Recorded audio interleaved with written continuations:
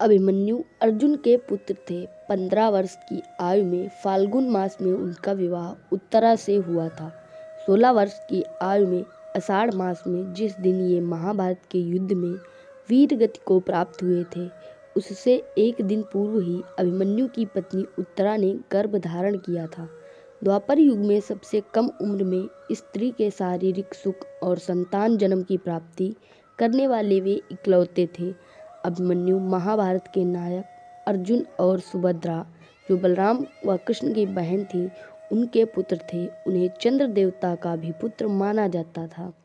धारणा है कि समस्त देवताओं ने अपने अपने पुत्रों का अवतार के रूप में धरती पर भेजा था, परंतु चंद्रदेव ने कहा कि वे अपने पुत्र का वियोग सहन नहीं कर सकते हैं, अतः उनके पुत्र को मानव योनि में मात्र 16 वर्ष की आयु दी जाए।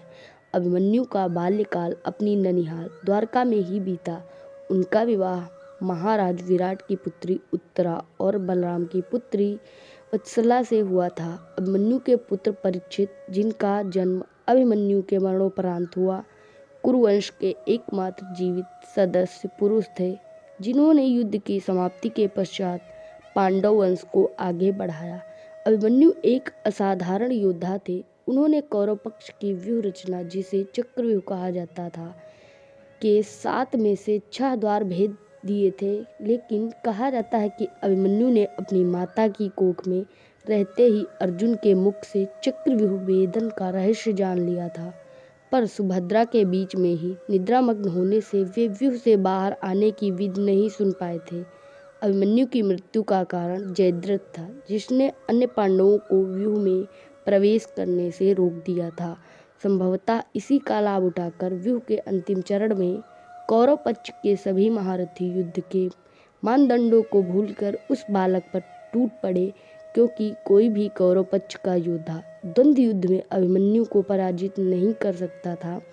भगवान बलराम जी के रौद्र धनुष के सामने कोई भी योद्धा, चाहे वो कर्ण, द्रोणाचार्य, कृपाचार्य, अश्वत्थामा या दुर्योधन, कोई भी अभिमन्यु के सामने टिक नहीं सकते थे। अभिमन्यु को चक्रव्यूह के भीतर द्वंद्व युद्ध में पराजित करना असंभव था, जिस कारण कर्ण ने छलपूर्वक अपने विजय धनुष से पीछे से वार करके रौद्र धनुष को काट डाला। क्रोधित अभिमन्यु कुछ समझ पाते उतने में ही उनके रथ को द्रोणाचार्य ने प्रहार किया। देखते ही देखते अवसर पाकर सभी योद्धा अभिमन्यु पर टूट पड़े। दुर्योधन पुत्र लक्ष्मण को यमलोक पहुंचाकर अभिमन्यु दुर्योधन के सामने वंश विनाशक के रूप में घृणित हो चुके थे, क्योंकि दुर्योधन के बाद राजा के रूप में लक्ष्मण ही राज्य करते। इसी स्थिति में सभी कौरव महारथी के क्रोध, छल और अधर्म का सामना अभिमन्यु को करना पड़ा, जिस कारण उसने वीर गति प्राप्त की। परंतु फिर भी अभिमन्यु ने अंत तक धर्म का त्याग नहीं किया।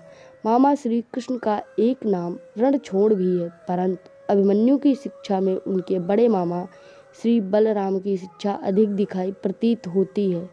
कर्ण ने अंतिम क्षणों में अभिमन्यु को ही सर्वश्रेष्ठ धनुर्धर मान लिया था। वे बहुत अधिक लज्जित थे। अभिमन्यु की मृत्यु का प्रतिशोध लेने के लिए अर्जुन ने जयद्रथ के वध की शपथ ली थी, जो कि महाभारत में वर्णित एक कहानी है। आप लोगों को वीडियो कैसा लगा कमेंट बॉक्स में ज़रूर बताइएगा, और आगे की वीडियोज़ के लिए चैनल को सब्सक्राइब कर लीजिए। धन्यवाद। जय हिंद।